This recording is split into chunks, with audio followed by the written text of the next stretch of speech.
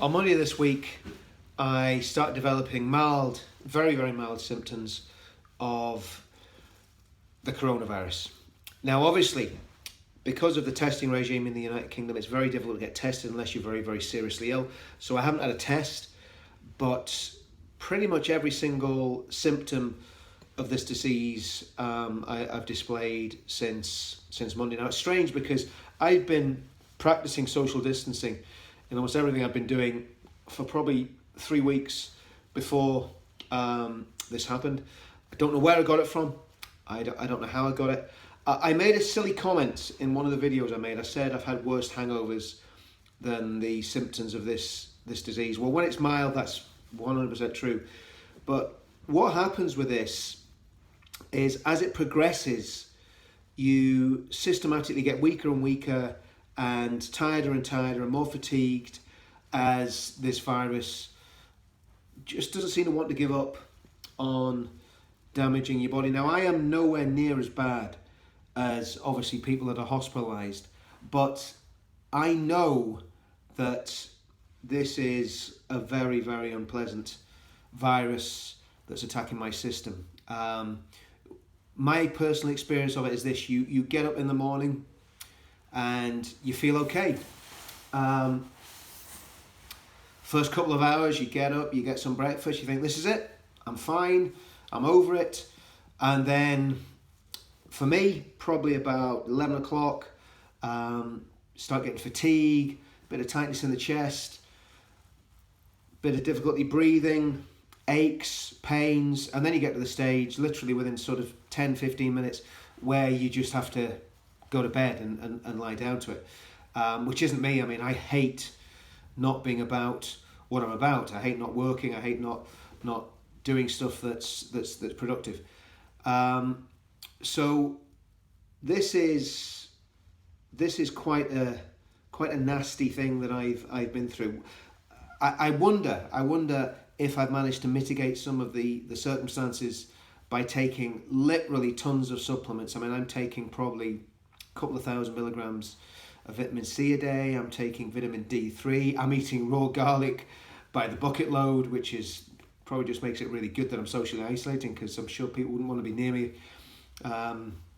when I'm eating raw cloves of garlic. Taking loads of ginger.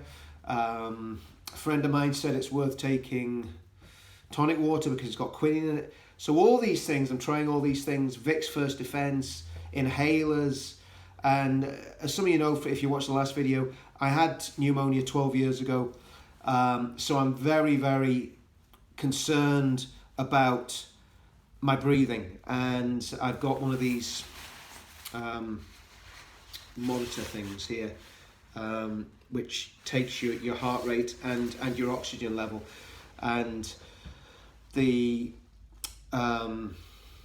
doctor's surgery that looks after me said if my oxygen drops below 92, take 10 puffs of an inhaler and dial 999. Because once you've had pneumonia and you've been diagnosed with pneumonia, you're in the system as a being risk of respiratory diseases and chest infections and so on and so forth. So I'm very conscious of how dangerous this is. I'm also very conscious that there's a possibility, because one of the things I found really difficult is isolating myself within the house. I don't have a problem not going out. I don't want to infect anybody outside the house, but what I'm worried about now is people in the house getting infected, because it is so difficult to keep yourself away from other people. There's 3 of us live in a fairly small house, and I'm now getting concerned about them. They're not showing any symptoms. I'll be at 7 days on Monday, and I'm hoping that the symptoms for me have abated, and that I'm feeling fit and well. The breathing's back to normal, and I'm not going to deteriorate. And I don't believe I am going to deteriorate. I think it's kind of staying at a level. It doesn't seem to be getting any worse. So I'm hoping and praying that stays like it is. But I mean, one of the things I've been thinking, if I'm just one isolated case on a little island in the North Atlantic, who did actually try to social distance myself. I tried to do the right thing, and I've got the symptoms. And I'm not a hypochondriac. I'd never take time off work sick. So if I've got this and I try to do everything right, it shows how prevalent it is and how important it is for us to basically follow these measures and try and isolate ourselves as much as possible and keep away from each other. And anybody that's not doing that, I think, is just completely irresponsible. That said, one of the things that really concerns me is this apparent policy by certain police forces to harass people who seem to be doing the right thing by going to isolated locations to take exercise. Because if you live in a big city, I was talking to a friend in London, and they said if you go out in London, if you just step out of your front door, most parts of London, you're in crowds straight away. So it's very difficult to get exercise away from other people. So if people are driving into the countryside outside of cities, because that's where they can get exercise in an isolated area where they're not going to breathe over other people, I don't see how that's a bad thing. And I think it's just, again, it just seems typical of the way certain people behave and certain agencies behave when they get a little bit of extra power. And the other thing that concerns me about this, and I, I've never been a fan of Boris because I believe he's a globalist, and I believe part of the problem we've got with this, the external borders to the UK should have been closed as soon as it's obvious that this was ravaging not just China but parts of Europe. But that's another story. But I think Boris is a libertarian, and he doesn't want to lock people in their houses and keep people locked down too much. And I think he's right in that. I think he's absolutely right in encouraging people to go out and exercise, because obviously exercise is good for your physical and mental health. And as soon as I can get myself back with a bit of energy, I'll be exercising again and getting myself out for my once a day 10-mile hike to try and get some air on me. So I think that the way that some law enforcement agencies are behaving, and the way that the media are behaving, and some of the politicians, where they're literally trying to get people locked in their houses, is going against the medical advice. It's going against what I think is a very sensible way of doing it that Boris Johnson's doing it. And it alarms me, it worries me that people can use this crisis to test methods for imposing totalitarianism on a people without anybody saying boo about it. I believe the measures that Boris has introduced are absolutely necessary, because I'm personally suffering from this, and I don't want other people to get this because I know how serious it can be. But I am very concerned about liberty and about this being used in other occasions, because once you've set a precedent, things become very, very easy to use again and again and again. And as lovers of freedom and lovers of the United Kingdom, we've got to be very careful that this isn't used against us. And we've got to be very careful that sinister forces don't use this to undermine Brexit. They don't use it to undermine the UK's sovereignty. Gordon Brown already was calling for a world government. I posted the article from The Guardian, and I heard him on the radio saying exactly the same thing. So it's not an exaggerated story. And of course, the Guardian want a world government because they're part of the problem. So yeah, from my point of view, I would just say to everyone, stay safe. Try and avoid getting this. Like I say, I don't have it I'm not seriously ill. I feel under the weather, weak, I've got cough, I've got all these other symptoms, but I'm not seriously ill, and I thank God for that, and I thank God for that. My advice, very, very simply, is eat a really healthy diet. Get as much fruit and veg into you. Get as much vitamins, if you've got vitamins in the house. Vitamin C, vitamin D, cod liver oil. I'm eating loads of ginger, all these healthy things, loads of spices, oregano oil, all that sort of stuff. Now, whether it works or not, do you know something? If I think it works, it's going to have a positive effect on me. So even if there's no science behind a lot of this stuff I'm taking, and actually there seems to be quite a few studies that say that vitamin C and vitamin D and echinacea and these sort of things can be beneficial. But there's no hard and fast rule about it. But the reality is, if it makes you feel better, well, what the heck, just take it. And if it psychologically makes you feel better, take it. The other thing, and again, I'm not going to harp on about this, but I'm in a lot of groups with the Patriot movement, but I'm in a lot of Christian groups as well. And those people have been praying for me as I've been going through this.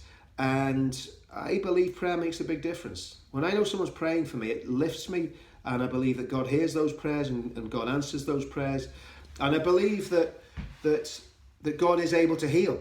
And yes, there's a lot of people suffering, there's a lot of people dying. I don't understand that mystery, and I'm not going to try and get into a debate with atheists about why God allows these things to happen and all that sort of stuff. But I know this, that God is good, and God's word says that God heals. So does he heal everyone? No, of course he doesn't, because then nobody would ever die. But God does heal, and God can heal. And I believe as a Christian that we should ask God to heal us and to heal other people. And for Christians who are watching this, pray for the NHS. For people that aren't maybe strong Christians, pray for the NHS anyway. And seek God. And at times like this, the Christian and the believer always has somewhere to go. I really don't know what happens to people that have absolutely no faith and how they keep their spirits up, and fair play to them, because they do, because I've got some great friends who are non-believers, and some of my best friends have no faith at all, and they keep themselves up through strength of character, and absolutely take my hat off them. But for me, I know that God's real, and I know God's in control of my life and is helping me. He's helped me through this, he's taken away any fear of this. And I believe if you trust in Christ, that you'll not be let down. It's as simple as that. I'm not going to harp on about that, because that's not the point of the video. The point of the video is very simple. This virus is real. So for any of those conspiracy nuts that think this isn't real, this is very, very real. It's not pleasant from what I've experienced, and I know there are a lot of people in much, much worse situations than me. I have tightness in my chest, I have a cough, aches and pains and that sort of thing, but my oxygen levels are fairly good. I don't believe I'm in any imminent danger. Of course, things can change very quickly with this virus, that's the problem. But I don't believe I'm going to get any sicker than I am now, and I believe I'm going to start healing and getting better in the next few days. But it's been very trying. And of course, add on to that the financial insecurity, and well, we know what the government's trying to do, and a lot of employers are trying to do things as well, and that's absolutely fantastic. But at the end of the day, I'm not worried really about the next couple of months. This government scheme, hopefully the vast majority of people will qualify for it and get it. That's not the issue. The issue is what happens to the economy after this. And how do we pick up the pieces without being absolutely taxed to death? And I just hope that the government have costed this properly and they know what they're doing, because you cannot sustain the level of payments that they're planning on giving people on a long-term basis. So the government has to get to a situation where there's enough testing and enough care so that if people do get sick, they get properly treated, and it's not totally disrupting the NHS, which is why they're building these hospitals.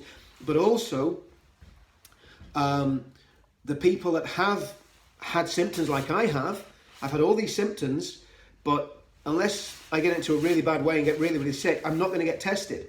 And I would love to know if I've had it, because if I've had it, I can, go out once I'm clear of the infectious period.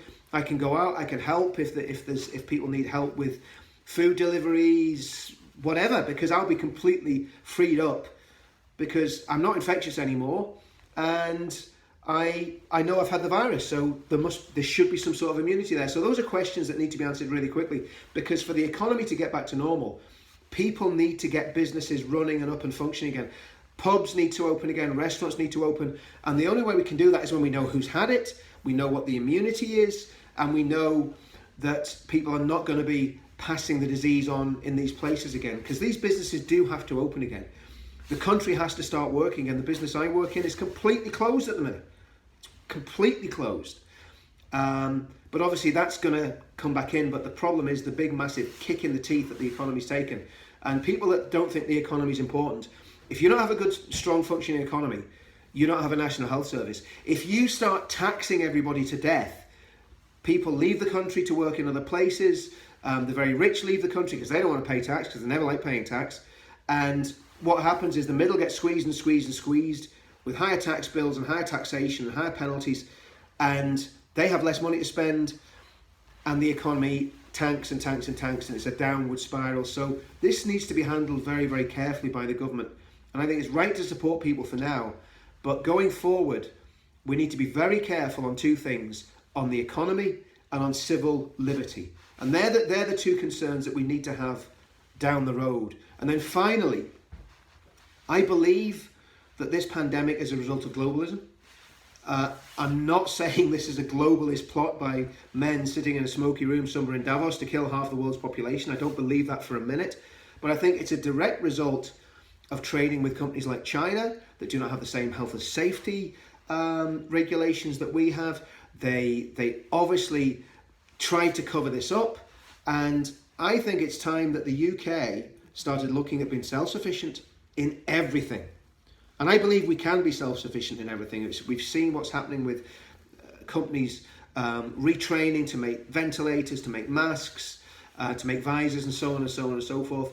So I believe this should be a kick up the backside for the UK to become a self-sufficient economy where we don't need to pull stuff from all over the world. And that would be something to be very proud of. And I hope that the days of mass movement of people between nations stop because of this, because that is one of the reasons that this has been so quickly transmitted around the globe, because too many people are moving too freely between nations. And that's the whole point of having borders, that's the whole point of having immigration controls, and they've been trashed in just about every country on the planet. And the countries that are least affected by this pandemic are the countries that have proper border controls. Some of them are very repressive states, and I'm not wanting Britain to become totalitarian, quite the opposite. But I do want us to take our sovereignty back, and I do want us to have control. And finally, and again, people aren't talking about it, but the border between between Northern Ireland and the Irish Republic, why wasn't that closed when this pandemic broke out? Because the people that came home from Italy through Dublin Airport, again, they came up, they were in Italy on holiday. As far as I know, that's how it got into Northern Ireland. They came back to Northern Ireland through Dublin Airport, the first cases that were reported. To me, the border should have been closed. The airport should have been closed as soon as this became a problem. That's not a political statement. To me, that it's a logical, sensible thing to do.